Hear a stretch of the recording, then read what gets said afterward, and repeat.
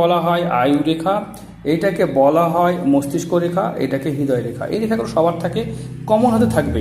অনেকের আবার এই রেখাটা এরকমভাবে যুক্ত হয়ে যায়, তাই সিমিলার লাইন হয়ে যায়, সেটা রেয়ার ক্ষেত্রে হয়। আর একটা রেখা যেটা অনেকেরই থাকে, সেটা হচ্ছে যেটা দেখবেন ভাগ্য রেখা। এটা অনেকের থাকে না আবার, তাই ভাগ্য রেখা না থাকলে ঘাবড়াবেন না। অনেক সময় ভাগ্য রেখা না থাকলে অনেকে চিন্তা করে। আর এইখানে রেখা থাকে, এটাকে রবি রেখা, সানলাইন বলা হয়। এটা খুব গুরুত্বপূর্ণ রেখা, এটা কর্মের রেখা। এটা না থাকলে কিন্তু জীবন ভালো চলে না। এই বেসিক রেখাগুলো থাকবে। এখান থেকে মার্শাল লাইন, এখান থেকে ম্যারেজ লাইন বা বিবাহ রেখা, এখান থেকে আমাদের রিং অফ সোলেমান, হাজারো রেখা আছে, সেগুলো আমরা পরে আলোচনা করব। চলুন আমরা ভিডিওটা শুরু করি। দেখতে পাচ্ছি জাতিকার হাতে আয়ু রেখা, দেখুন আয়ু রেখা দেখুন, এখান থেকে এইভাবে বেরিয়ে এসেছে।